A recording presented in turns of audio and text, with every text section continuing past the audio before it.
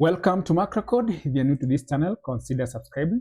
So today I want us to walk through the ASP.NET, how to connect ASP.NETCore project, that is either a web API or a ASP.NETCore web app to a SQL database. So I want us to show you how to connect a simple ASP.NETCore app into a SQL Server database. So to begin, we are going to create a new project. Then on this project, we'll just create ASP.NETCore web app. I'll just choose the template, and you can also search the template from here. You can say ASP.NET web app, and you will be able to see various templates. So I'll just choose the ASP.NETCore web app model view controller, then proceed next. Then I'll just say here sample database connection. So we are going to see how to connect your project to SQL Server database. And here I'll choose .NET 10. So then authentication type, you can choose individual accounts or even none. So for the individual accounts, it will create for you the application DbContext and all the ASP.NETCore identity features that you might want to have. But for today's video, we are going to choose none, then create our project. So if you're new to this channel and you haven't subscribed, please consider subscribing, like the video, and also comment down below. So you can see this is our program.cs. We've been able to explain some of these folders. So this is kind of the start of the application. This is where the application starts. We have the app settings.json where we'll be having all our configurations for the database connection and everything. Then we have the views, models, and controllers. Then we have the www root where we store all the static files. So if we just launch the project, then this we'll be able to have a simple ASP.NET project without any connection to the database. So this is how the project looks like.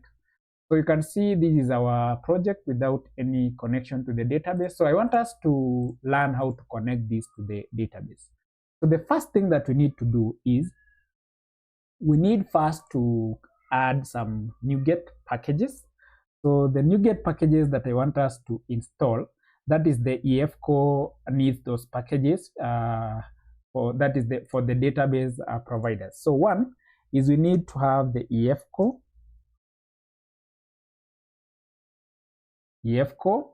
then we just install this. Then this is the first that you should install.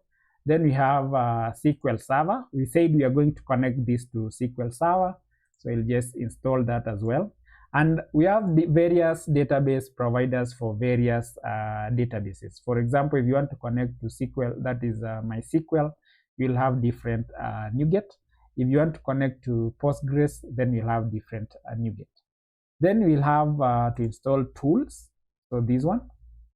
So those are the three most important packages that you'll need to have.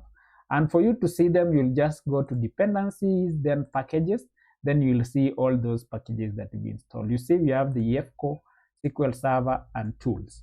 So that's the first thing that we should do. The next thing that I want us to do is we need to go to ASP.NET, that is the connection file. So we need to go to the ASP.NET connection file, that is app settings.json. So here we are going to define our connection. So we'll say connection string, and this is where we'll be having our database connection. So you can see here we are having the server. So assuming you are connecting this to a live environment, then you'll be having here the IP address. So this is where you'll be having your IP address and the port that is for the database. So you'll be having here your database and port. But for me, I'm connecting this to my local database. So I'll just copy the name of my server.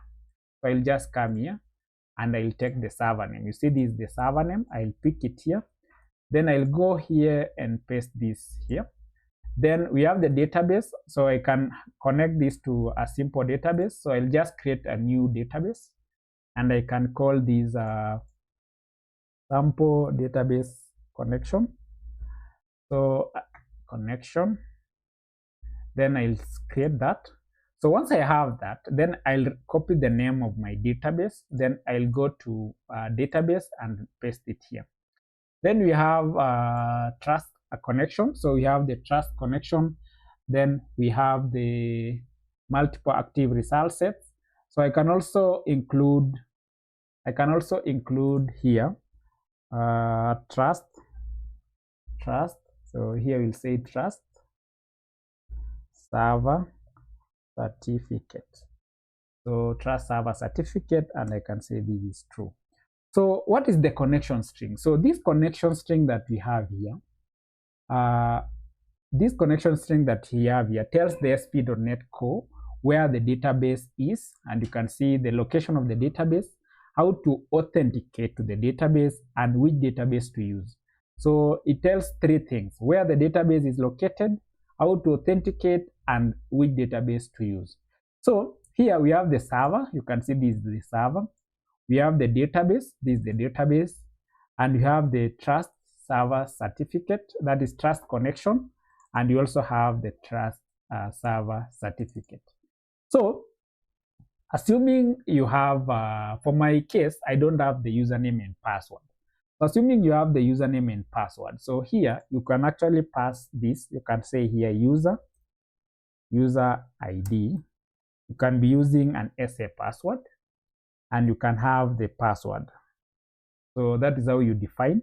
Then you say here, you can say maybe this is at 1, 2, 3. So that is how you supply your credentials. You have the user ID, you pass the username and the password. For my case, I don't have the username and password credentials, so that I'll remove it. So you need to store the connection. This connection string is very important. So ASP.NET Core never encodes the connection string in the code. So on the app settings, you'll see we have all these things that you've done. So you can easily switch the environment from here. In case you want to point it to a new database, you can always change the server name and also the database.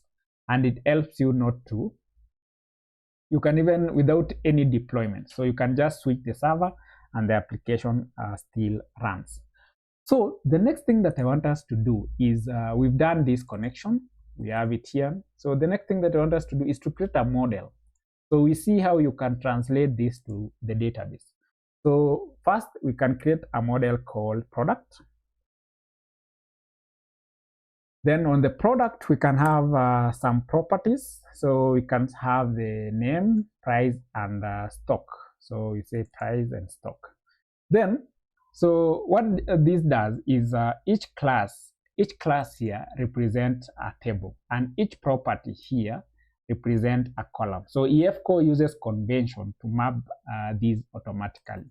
So the class you see here represent a table, and the properties you see here translates to a column.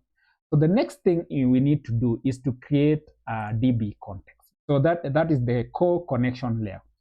So let's create a folder called data. We'll create a folder called data. And this data, we'll also create a class called application DbContext. We'll just call this application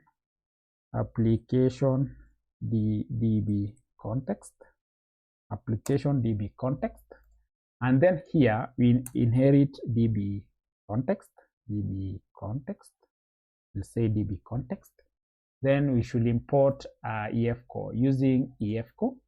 Then here we just we need our constructor. So you can see this is how it looks like.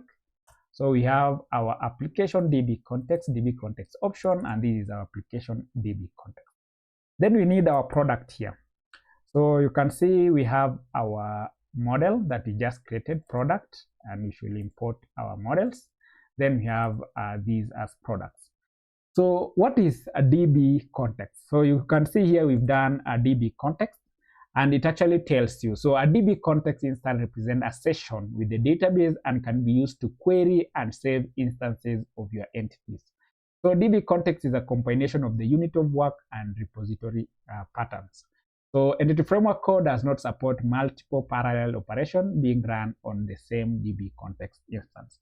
So DbContext manages the database connection, track entities, converts a link to SQL, and also executes queries safely. So we need to register our DbContext now in our program.cs file. So here, I'll just come here and I'll do something here. So I'll say builder.services, then .add DbContext. So you can see this is what I want. So you can see here I have my builder.services, then our application DbContext I need to import. Then SQL Server we are using EFCO. Then you have our default connection. So we've just registered that. So what is happening here is we've done dependency injection, which registers the application DbContext. Then use SQL Server tells the EFCO which database provider to use, and also connection string is read from this particular app settings.json. So you can see here we have it here. So the next thing that we've done is we've registered our application DbContext here. We've connected our database, that is the server name. We have the database. We've created the database here. And also we've done we've also created a model, and we've also added that model to our application DbContext. So the next thing that we need to do is to add migration. So I'll just come here and you get package manager console, and I say add migration. So I'll say add migration. Then you can say initial migration. So after doing that, then we say add, we press enter. So that's what we call adding migration. Then we'll also need to update, apply the migration, so that we run another different command. So this add migration will do some things. So first thing, it will create a folder called migration, as you can see here. It has created a folder called migration with our migration file name. Then on this, if you open that particular file, you'll see we have a create table. It will create our table called products, and that is what we did here. So our table name is called products. Then we have the ID, name, price, and stock. Then it also gives us a constraint, and in case the table exists, it will first drop it. So since we've done that, we need to apply migration. So we apply migration using update database command. So if we do that, then our table name will be created in the database, and we'll be able to do anything now with our database. So the SQL Server database is already created, and the tables will be generated automatically, and the schema will actually match our model. So if we come to our database, then under tables, we should see we have our EF migration history. This tracks our migrations. And we also have the products. So you can see on the products, we have the same ID, name, price, and stock, which is actually the same properties we have here. So as we said, our product will translate to data, that is the table, and our properties will translate to columns. So as you can see, we have these done, and we now have our products, and we have our table. So the next thing that you can do is you can actually scaffold. So you can say here new scaffolded item. Then we say MVC controller with views using EFCO. Then here we'll select our model called products. Then our database context, we'll select that. Then our products will select, our controller name will be this, but you can change. So if I add that, then it will generate our crude folder and also the controller. So if you check, so let's just wait. So if you're new to this channel and you haven't subscribed, please consider subscribing, like the video, and also comment down below. In case you have any suggestion or comment, you can type in there, and we'll be happy to check. So you can see we have our folder called product controllers, and our products controller has been created automatically. We have the index, which will display a list of products. Details, you can see the details of our products. You can also create as you can see, edit and also delete. So that is a complete CRUD. So if you check on the folder here down here, we'll be having a create, delete, edit, and even index. So if we go to home page here, we can actually add our, so let's just launch our project and you should be able to see. So here, if we launch, so you can see this is our project. We have the home, privacy, so we can add here our products page. So let's just go to that. So layout, then here, I'll just come back here, so and paste it here, copy that, and we can say this is products, that is our controller, and we can have this as index. Then here we can say products. So we should be able now to navigate to our products, and we can create products which will also insert some records to our database. So if we go to our app, then we should be able to see products. So if I click on it, then you should see we have our index page. If I click new, we have our products. We can say this is maize, price, and some stock. So if I just create, so you can see our price as maize has been created. We have our details. We can create another one. We say banana. We provide some pricing and stock. Can create another one. Let's say tea. Provide some price and that. So if you go to the database, you should see the records of our products. So you can see we have our products here, the name, price, and stock, and you also have our products here. So you can edit this. So you can see here, you can say image updated. So if I save, you can see this is updated. I can also do here banana updated. Save it, and you should see that. So you can also delete. So if I click delete, I'll delete my T, and you can see I have my records. So that is a simple way on how you can connect your ASP.NETCore web application to SQL Server database. So if you like the video, comment down below, and see you in our next episode.